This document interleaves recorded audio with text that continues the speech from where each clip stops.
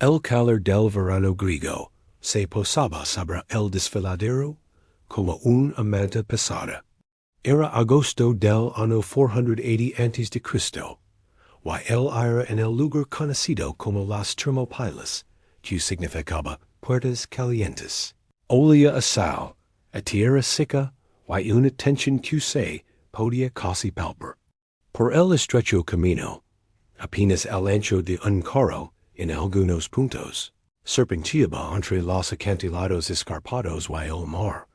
Una fuerza de hombres se movía con un propósito tranquilo. No eran un gran ejército. Eran unos 4,000, quizás un poco menos. Hoplitas, los soldados ciudadanos de las ciudades estado griegas.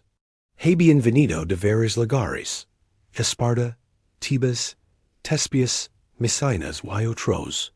Para todos compartían una expresión en los ojos, una mezcla de determinación y de la comprensión de una matemática terrible. Al frente de ellos, un hombre caminaba con una calma que era contagiosa. Era el rey de Esparta, un hombre acostumbrado a mandar y ser obedecido. Su nombre era Leonidas. No era un hombre joven, pero su cuerpo era duro como el roble, marcado por una vida de entrenamiento brutal y disciplina extrema. Mientras observaba el lugar que había elegido, el punto más angosto del paso, un pequeño movimiento hizo que una leve sonrisa se dibujara en su rostro. Un soldado espartano, uno de sus 300, ajustaba el cierre de su casco de bronce, su mano firme. Junto a él, un hoplita de una ciudad aliada miraba hacia el norte, por donde vendría el enemigo, y tragaba saliva en seco. Eran humanos, no estatuas. Sentían el miedo. Pero el miedo era un compañero al que conocían bien. No era un amo al que permitirían que los controlara. La razón de su miedo tenía un nombre y un mero. El nombre era Jerjes, el rey de reyes del Imperio Persa, el hombre más poderoso sobre la tierra. El Nero era una cifra que hacía que la mente se nublara. 100,000, quizás más. Algunos susurraban que eran 1,000,000, pero los hombres con experiencia, como Leonidas, sabían que los Neros en la guerra siempre se inflan. Pero incluso reduciéndolo a la mitad o a un cuarto, era una fuerza que ahogaba la imaginación. Un mar de hombres, una tormenta de flechas, una manada de caballos y bestias de guerra, procedente de todos los rincones del mundo conocido. Y esa tormenta se movía directamente hacia Grecia, para tragar sus ciudades y su extraña idea de libertad, by la autoridad de un solo rey todopoderoso. La misión de estos 4,000 no era ganar una batalla en el sentido común. Eso era imposible. Su misión era el tiempo. Frenar, retrasar, contener. Cada hora que mantuvieran a es gigante atascado en este cuello de botella natural, era una hora más para que las ciudades griegas del sur, especialmente Atenas, se prepararan. Para que sus barcos se reunieran. Para que más soldados se organizaran. Esta no era una batalla por la victoria. Era una acción de retardo. Una compra de lo más valioso que existe en la guerra. Unos días preciosos. Los hombres comenzaron a trabajar. No había tiempo para construir murallas altas, pero había un antiguo muro de piedra construido por una generación anterior. Lo repararon, apilando piedras sueltas, cerrando las brechas. El sonido del metal contra la piedra, de las órdenes secas, de los gruñidos de esfuerzo, llenó el aire. Un soldado más joven, un tebano quizás, trabajaba con furia, como si la fuerza de sus brazos pudiera cambiar el nero que venía hacia ellos. Un espartano veterano a su lado, trabajaba con una eficiencia lenta y constante, reservando su energía. El muro no los detendrá, Dio el veterano sin mirar al joven. Solo los canalizara. Como un embudo. Y en un embudo, solo los primeros pueden lucrar. El joven esencio, entendiendo. El muro solo servía para hacer el paso en más estrecho, para forzar los persas e acercarse en meros pequeños, anulando su abrumadora ventaja. Por las tardes, después del trabajo, los hombres se sentaban grupos. No había un campamento único. Las diferentes ciudades de estado mantenían sus propios círculos. Los espartanos eran los más colmados. Algunos incluso se pintaban el largo cabello, un ritual antes de la batalla. Para ellos, la guerra era su oficio, su razón de ser. Unhablada de una ciudad más pequeña, los miraba con una mezcla de asombro y envidia. ¿No tienen miedo?, le preguntó a su compañero. El compañero, un hombre mayor con cicatrices en los brazos, se encogió de hombros. Todos tienen miedo.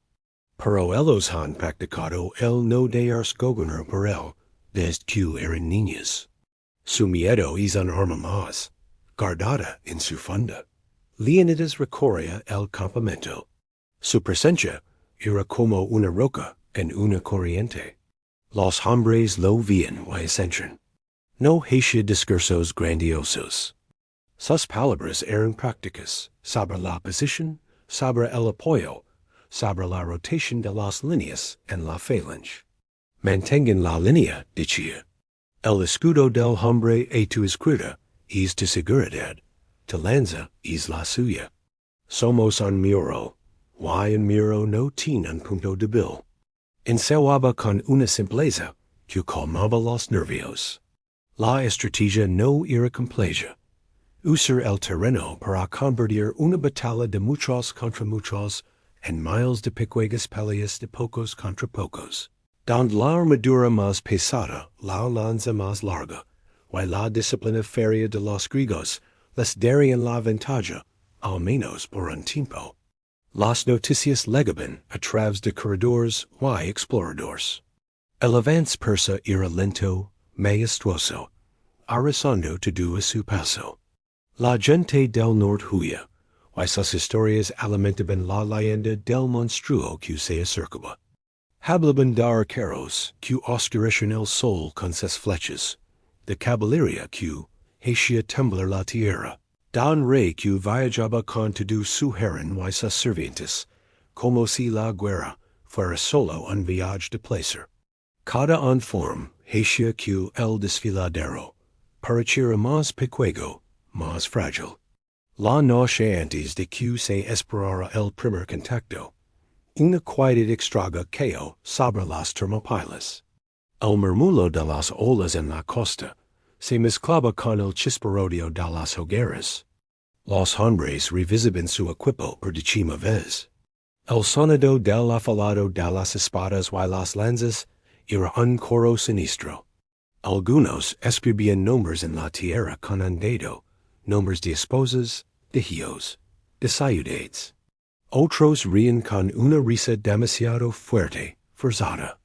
Los espartanos compartían una comida sencilla, hablando en tonos bajos de cosas ordinarias, como si el día siguiente fuera solo otro día de trabajo.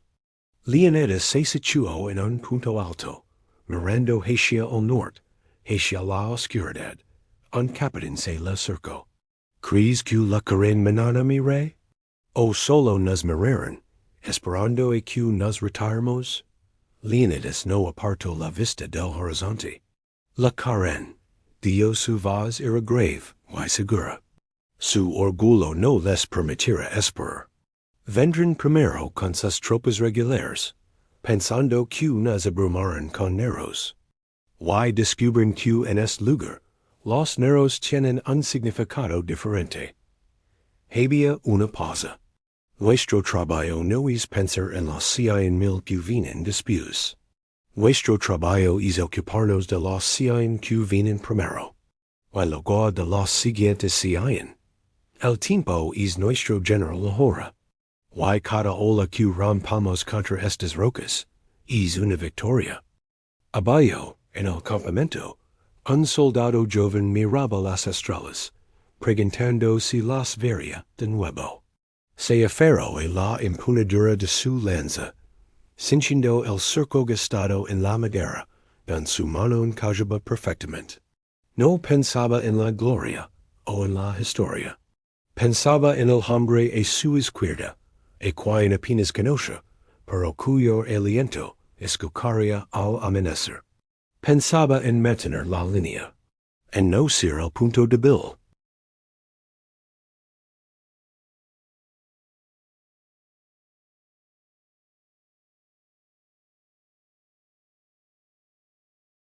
Y la pregunta que flotaba en el aire, espesa como la humedad de la noche, no era si morirían. La pregunta real, la que mantenía a cada hombre despierto en su turno de guardia, mirando fijamente hacia la oscuridad, era una mucho más simple y aterradora. ¿Cuánto tiempo podrían aguantar antes de que la María los barriera? El amanecer no llegó con luz, sino con sonido. Un rumor sordo, profundo, que surge de la tierra misma, y hacía vibrar las piedras sueltas del desfiladero. Era el latido de 100,000 pies, el crujido de innumerables ruedas de carros, el relincho leano de caballos. Los griegos, ya formados en sus posiciones detrás del muro reparado, apretaron los puños alrededor de los estilos de sus lanzas. No había nada que ver todavía, excepto la curva del camino hacia el norte. Pero el sonido era una pared tangible que se acercaba, cargada de polvo y de una promesa de destrucción. Luego la manca. Lo que al principio parecía una nube de polvo oscuro en el horizonte se fue solidificando, extendiéndose desde el borde del mar hasta las laderas de las montañas, como una marea de metal y tela colorida. Lentamente, con una majestuosidad aterradora, el ejército persa comenzó a linear la llanura frente a las Termópilas.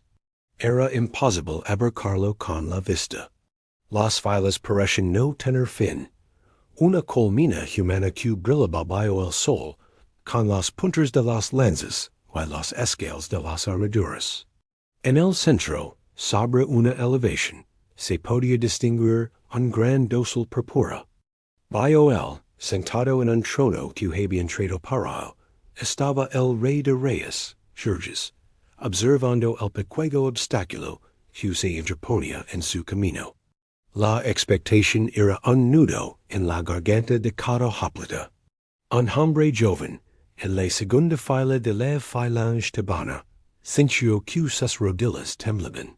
El hombre a su izquierda, un veterano con el casco lleno de abolladuras viejas, murmuró sin mover los labios.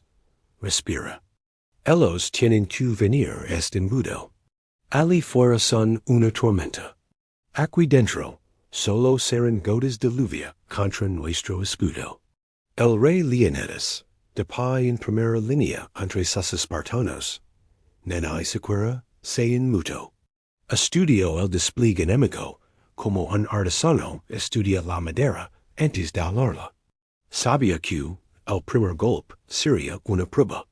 Los persas no enviarían lo mejor al principio. Querían desgastarlos, probar su fuerza. La orden persa, luego sin grito, transmitida por cuernos que sonarán con un tono extraño y prolongado. De la masa infinita, una primera ola se desprendió. No eran los famosos inmortales, en la caballería de élite. Eran tropas de leva, medos y sicios, hombres de las provincias del imperio, equipados con escudos de mimbre, lanzas más cortas y arcos. Avanzaron hacia el desfiladero con cautela al principio.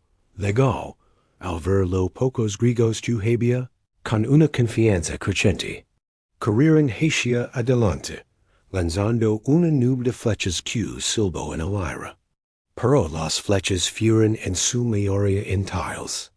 Los griegos simplemente elevaron sus grandes escudos, el asterisk aspis asterisk, formando un techo de bronce, y madera, sobre sus cabezas. El sonido fue como una granizada feroz sobre un tellado de metal.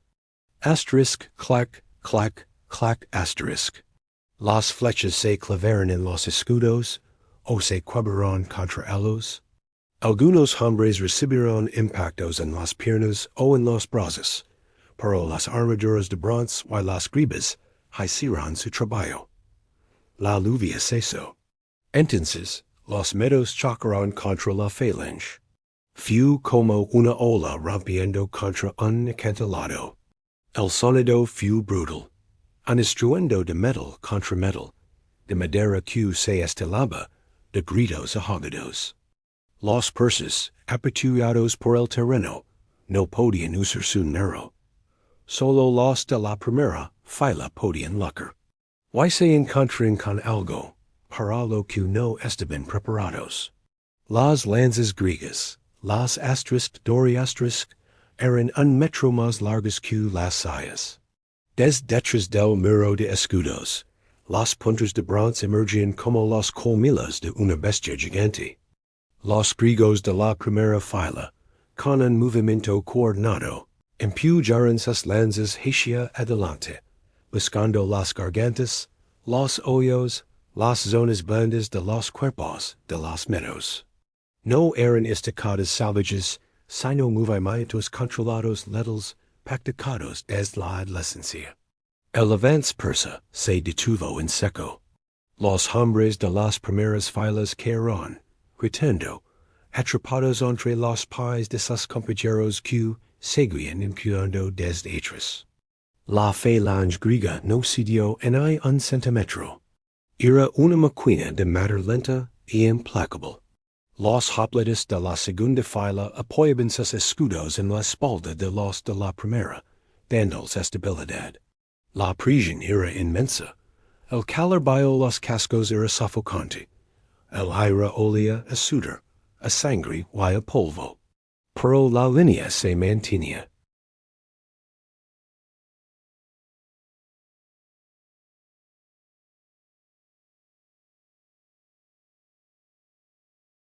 El entusiasmo inicial se convirtió en pánico. Habían chocado con un muro de carne y metal que no cedía, que solo devolvía muerte.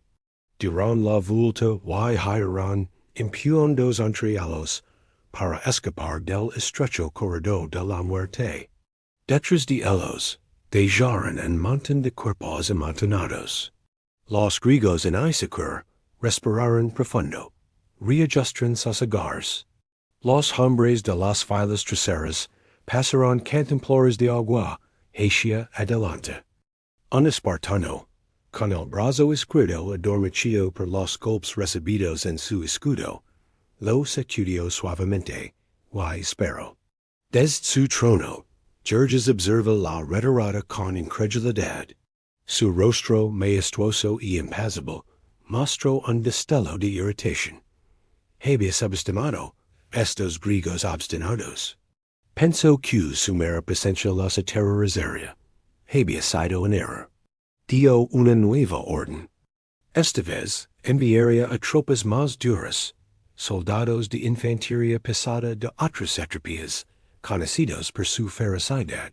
Quizás ellos podrían romper esa molesta línea. La segunda oleada fue más fuerte, más organizada. Estos hombres llevaban mejor armadura y escudos más resistentes. Cargaron con más disciplina, intentando usar sus espadas para acercarse bajo las largas lanzas griegas. La batalla se volvió en más brutal y cercana. El sonido ahora era el de los metals chirriando al chocar, el de los gritos guturales de esfuerzo, el de los golpes sordos contra los escudos. Los griegos ya no podían mantener una línea estática. Leónidas dio una orden corta. Un silbato agudo sonó. Leónidas, luchando en primera línea, vio que la simple defensa no sería suficiente hoy. Dio una orden. Y los griegos ejecutaron una maniobra que dejó adheridos a los persas. De repente, La phalange central dio unos pasos atrás, como si sitiera. Un grupo de inmortales, creyendo que la línea se rompía, cargo hacia adelante con un grito de triunfo. Fue una trampa. En el instante en que los persas se adentraron en el juego, los griegos de ambos lados cerraron como las mandíbulas de una tenaza. Los hombres que habían retrocedido se volvieron, y de repente, los inmortales que habían avanzado estaban completamente rodeados por tres lados. En el espacio confinado, fueron masacrados sin piedad. Fue un acto de puro genio táctico y disciplina férrea. Un juego mortal de engaño.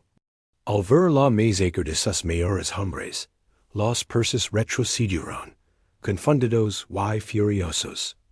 El ataque perdió su impetu. Pero la victoria táctica griega tuvo un costo terrible. La energía gastada en esa compleja maniobra había dado a los defensores gigantes.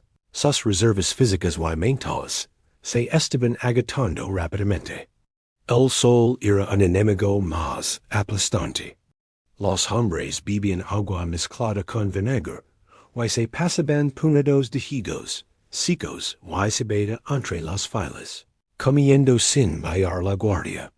Fue en este momento de pausa, con el olor a sangre y muerte, colgando pesadamente en el aire caliente, que la primera grieta real apareció, y no fue en la línea de batalla.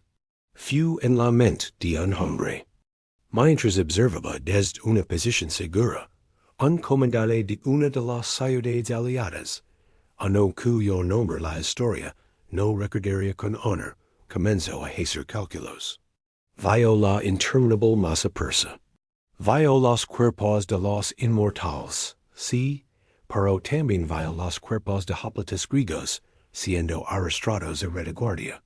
Vio la fatiga extrema en cada rostro sucio. Y el miedo crudo y calculador, que había estado ausente el día anterior, comenzó a crecer en su estómago como una fría serpiente. Se acercó a Leones, tratando de mantener la compostura. Mi rey, resistimos sí, pero cada hora nos debilita. Ellos parecen no tener fin. Vuestros suministros son limitados. Nuestros hombres están exhaustos. ¿Cuántos días de esto podemos soportar realmente?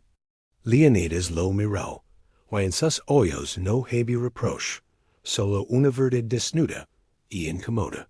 No se trata de cuántos días. Se trata de cuántas horas.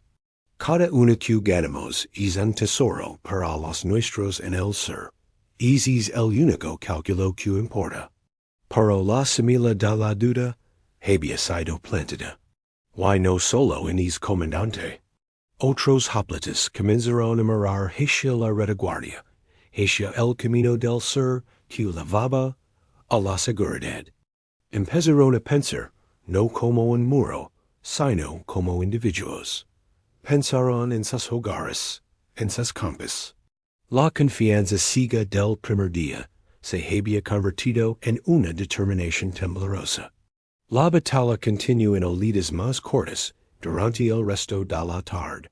Los inmortales atacaban de nuevo, pero con más cautela, probando puntos débiles. La línea griega se mantenía, pero ahora gemía bajo la presión. Los escudos pesaban como plomo, los brazos que sostenían las lanzas sentían como si fueran de piedra. Un hoplite joven, al ser relevado, se derrumbó contra el muro, y rompió el horror en silencio, no por dolor, sino por puro agotamiento. Un espartano se sentó a su lado, sin decir una palabra, y le ofreció un trago de agua. No había necesidad de hablar. Todos sentían lo mismo. Al atardecer, cuando los persas se retiraron por segunda noche, el ambiente en el desfiladero era completamente diferente. No había euforia, solo un silencio agotado, roto por los gemidos de los heridos. Los hombres se desplomaban donde estaban, demasiado cansados incluso para buscar sus mentes. La victoria del día era amarga. Habían frenado a la élite del imperio. Habían demostrado una superioridad táctica absoluta. Pero el precio se veía en cada rostro demacrado, en cada movimiento lento. Mientras la oscuridad se cernía sobre ellos, una nueva sombra, más larga y siniestra que cualquier otra, comenzó a extenderse en sus pensamientos. Habían mirado al enemigo de frente, no habían flaqueado. Pero, si el enemigo encontraba una manera de no venir de frente. El desfiladero era fuerte por el frente, pero todos sabían, porque Leónidas lo había mencionado al principio, que había senderos en las montañas, sendero que sus exploradores vigilaban. Por ahora, la pregunta que comaba en la mente de cada hombre, mientras se quedaban dormidos bajo las estrellas, era sobre su fuerza, era sobre su suerte. Si el imperio, con todos sus recursos, había encontrado la manera de dar la vuelta a su muro. La segunda noche en el desfiladero era más fría. Quizás el frío venía de dentro de los hombres. El agotamiento era tan profundo que era un dolor en sí mismo. La mayoría dormía un sueño pesado y instantáneo, como muertos, esparcidos sobre las piedras. Solo los centinelas y el rey Leónidas parecían estar verdaderamente despiertos. Él estaba de pie, mirando no hacia el campamento persa, cuyas innumerables hogueras parecían estrellas en la tierra, sino hacia la oscura silueta de las montañas que se alzaban a su espalda, hacia el sur. Sus exploradores estaban a la arriba, vigilando el sendero de Anopia, el camino de cabras que atravesaba las alturas y podía levar a un enemigo detrás de sus líneas. Hasta ahora, el silencio desde las montañas había sido su único consuelo. Muy lejos, en la oscuridad total de la noche, un hombre se movía con la sigilosa desesperación de una rata. No era un soldado, era un pastor local. Un hombre que conoce cada roca, cada recoveco de esas montañas como la palma de su mano. En ese momento, ese conocimiento valía más que todo el oro del rey de reyes. El hombre, cuyo nombre la historia registraría con desprecio, había hecho un cálculo mezquino. Vio el poder aplastante de Persia, vio la obstinada pero diminuta fuerza griega, apostó por el bando que creyó ganador. Su mente, llena de miedo y ambición, no pensó en la libertad de Grecia, en el honor. Pensó en una recompensa. Escabulando entre las sombras, llegó hasta los puestos avanzados persas. Lo que le dio al oficial de guardia, hizo que a soldado enderezado por la batalla, se le escapara un suspiro de incredulidad. Inmediatamente, el pastor fue levado, entre reverencias y prisas, directamente a la presencia del mismísimo Jerjes. Mientras tanto, en las alturas, los exploradores griegos, un puñado de fastidios a los que Leónidas había confiado esta tarea crítica, luchaban contra el sueño. La noche era fría y el silencio absoluto. Tan absoluto que les pesaba sobre los párpados. No vieron las sombras que comenzaban a moverse, con una disciplina mortal, más abajo en la montaña, lejos de su sendero de vigilancia. Los inmortales, los mismos que habían chocado contra el muro de escudos ese día, ahora se movían en completo silencio, guiados por el traidor. Sus armaduras estaban cubiertas de tela oscura. Sus pasos eran cuidadosos. Estaban ejecutando la maniobra más antigua y decisiva de la guerra, el flanqueo.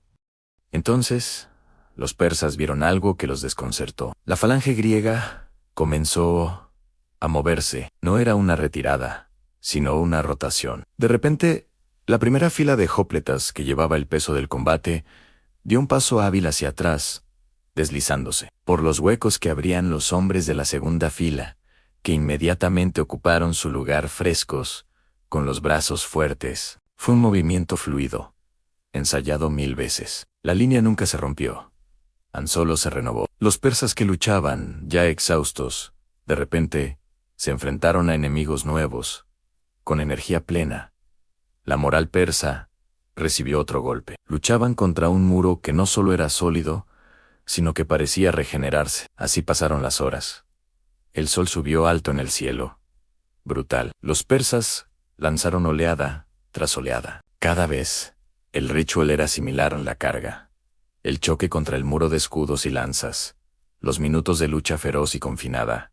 Y luego la retirada, dejando más cuerpos en el suelo. Los griegos rotaban sus líneas constantemente. Los hombres que salían de primera línea se desplomaban un momento contra el muro de piedra, jadeando, bebiendo agua, limpiando la sangre de sus brazos. Algunos tenían heridas superficiales, cortes en los brazos o en los muslos. Los asistentes los vendaban rápidamente con tiras de tela. No había tiempo para más en la confianza.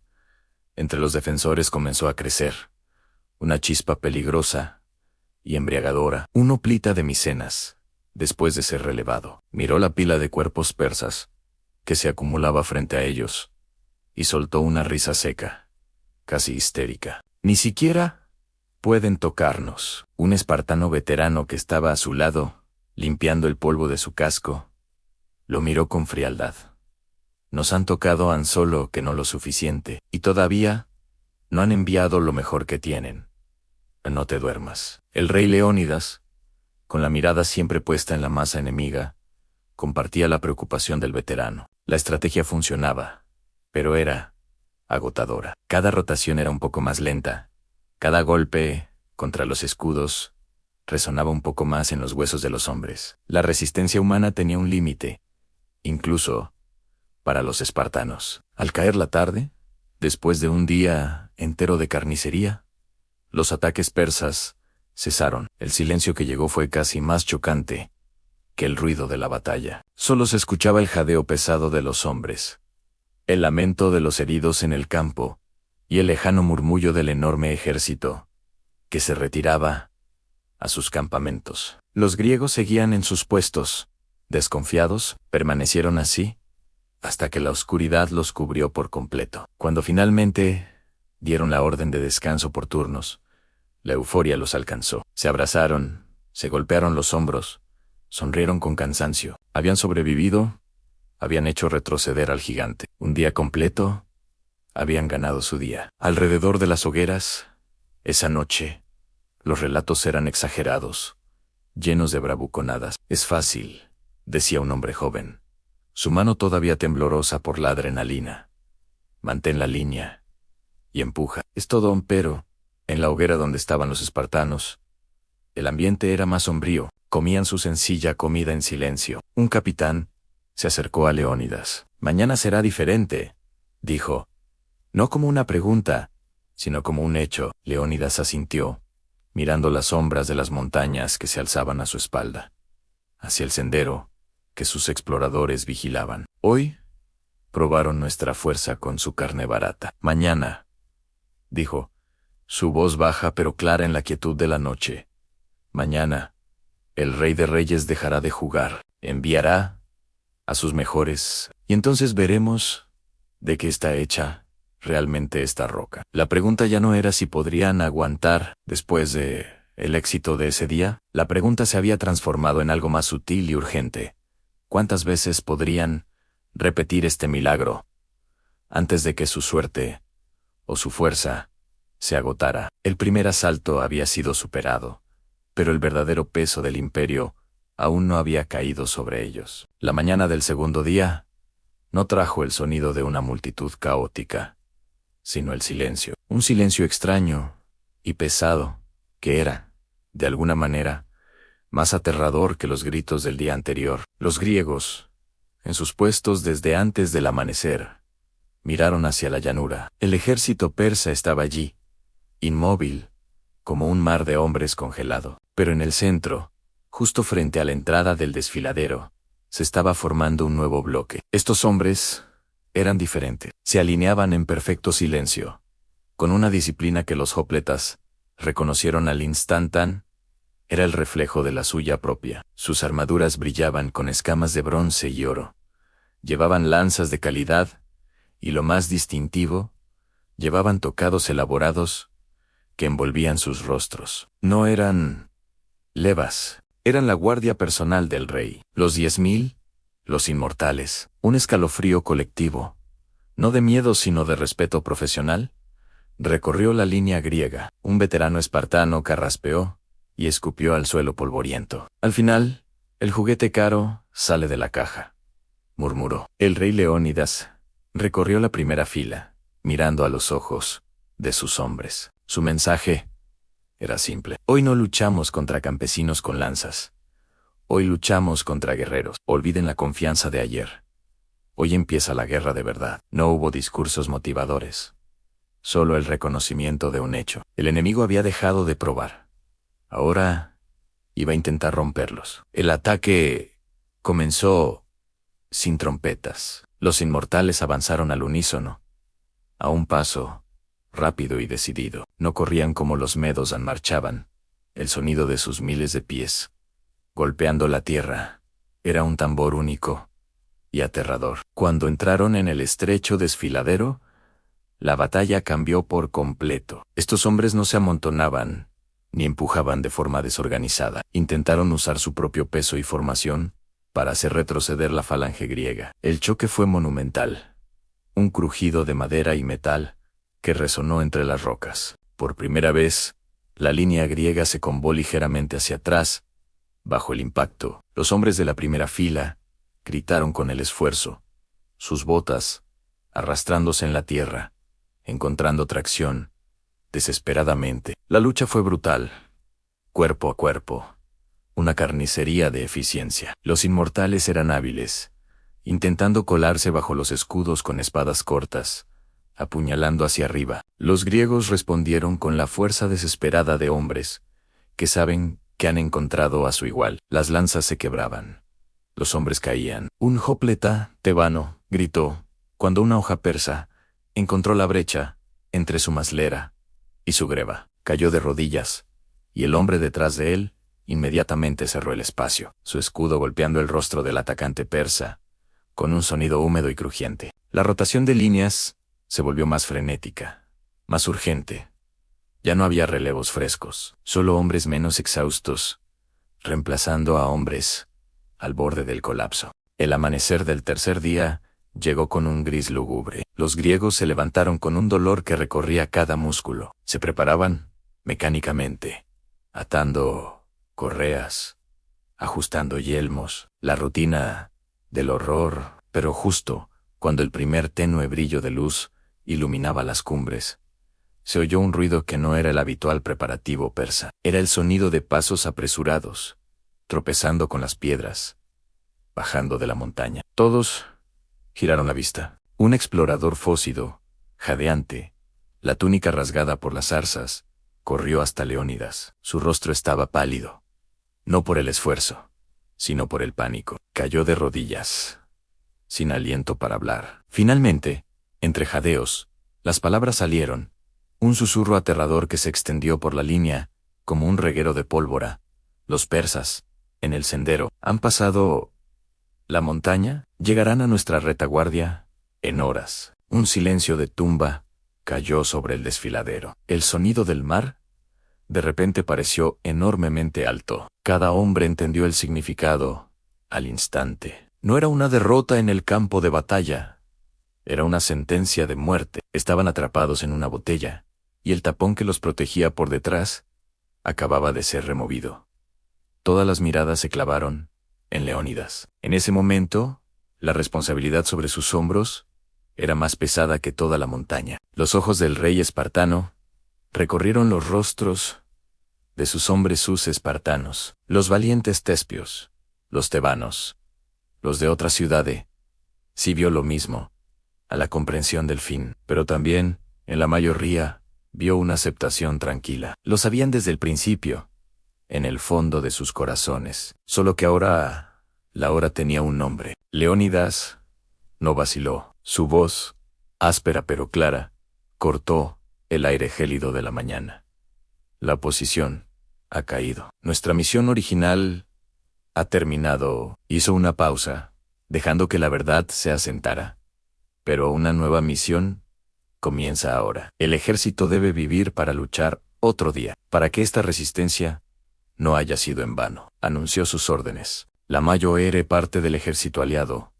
Los jópletas de las diferentes ciudades se retiraría de inmediato hacia el sur, antes de que la trampa se cerrara por completo. Serían la semilla de la futura victoria griega. Pero entonces hizo algo extraordinario. No ordenó, sino que declaró: los espartanos se quedarán. Es nuestra ley. Un espartano no abandona su puesto. Un murmullo recorrió las filas. Y entonces, desde entre los soldados de Tespias, un comandante dio un paso al frente. Su voz era firme. Los tespianos tampoco abandonamos a nuestros amigos. Nos quedamos.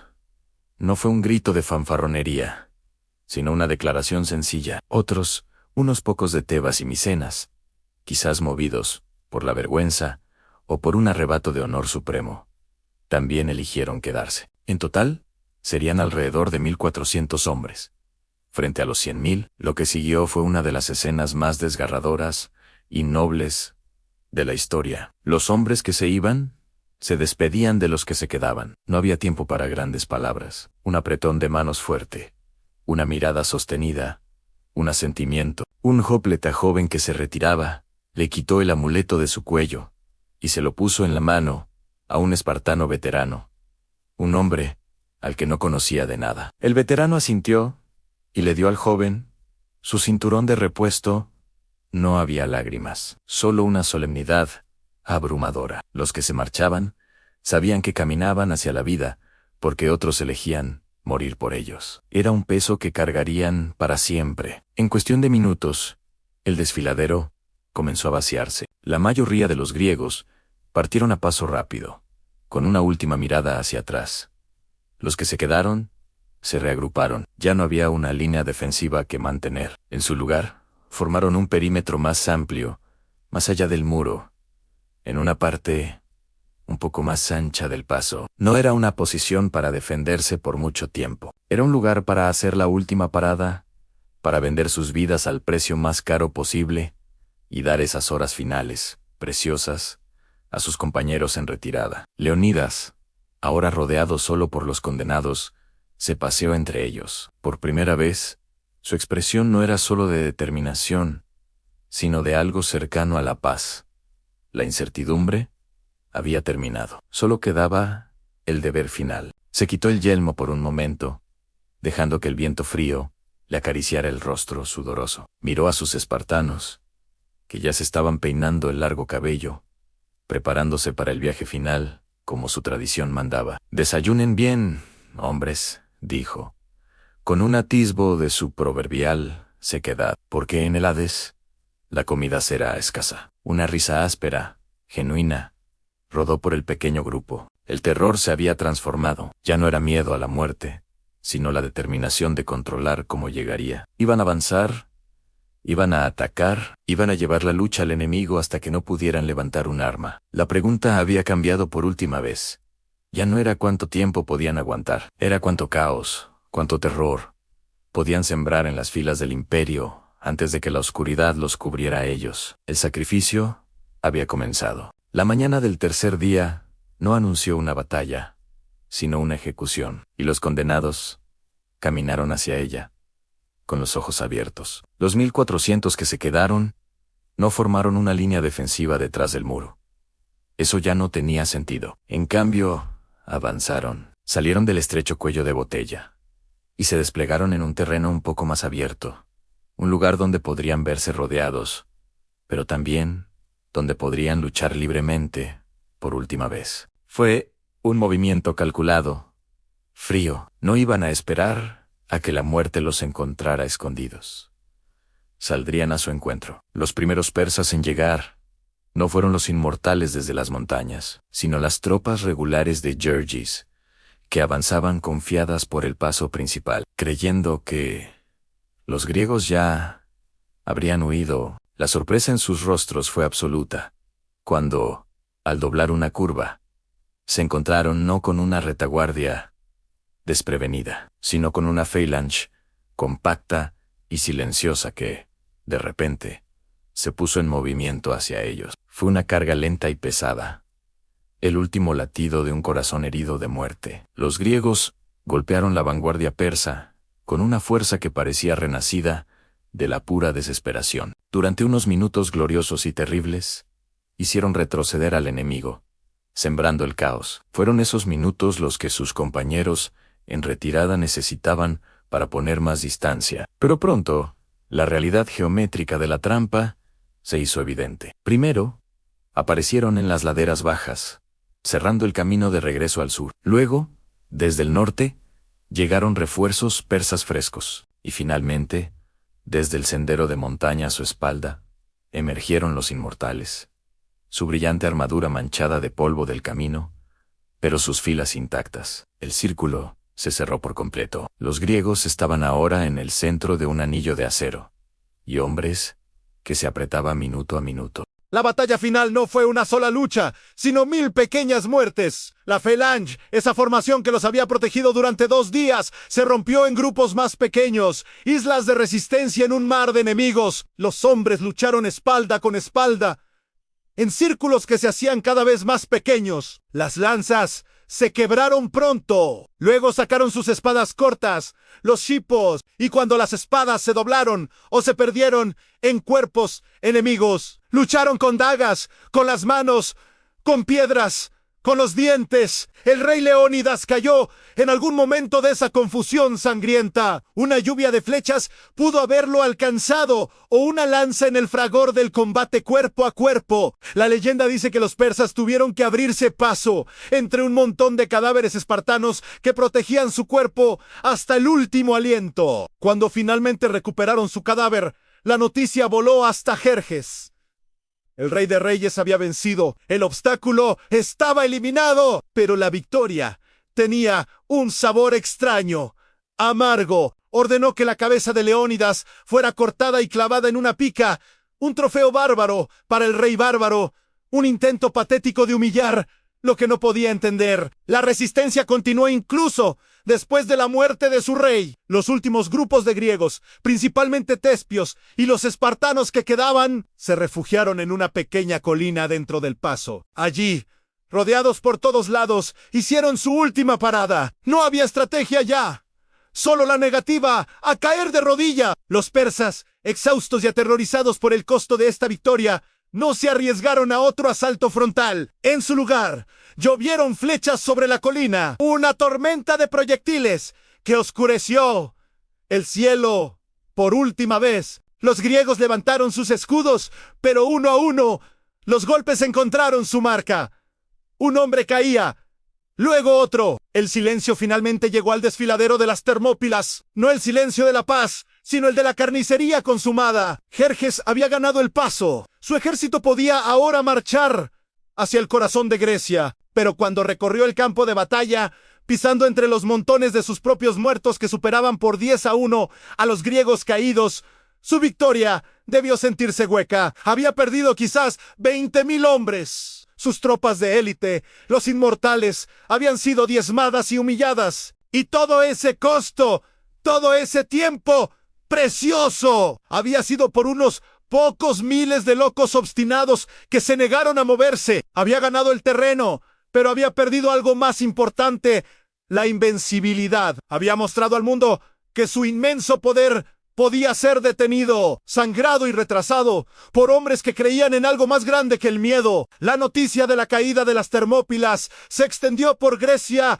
como un lamento, pero junto con el lamento viajó la chispa. La historia no fue contada como una derrota, sino como un sacrificio épico. Murieron todos, decían los menceros, con asombro en la voz, pero se llevaron a una legión consigo y nos dieron tiempo El tiempo que Leónidas había comprado con la sangre de sus hombres fue usado sabiamente. La flota griega se reunió y se preparó en Salamina. Los ejércitos de la Sayudet y Estado se unieron en el istmo de Corinto. Cuando los persas finalmente marcharon hacia Atenas, encontraron una ciudad evacuada, su gente y su tesoro trasladados a salvo por mar. Y unas semanas más tarde, en el estrecho de Salamaina, la flota griega, usando astucia y coraje, destruyó la armada persa. Al año siguiente, en la llanura de Platea, un ejército griego unido aplastó definitivamente a las fuerzas de invasión persas en tierra. En cada una de esas batallas,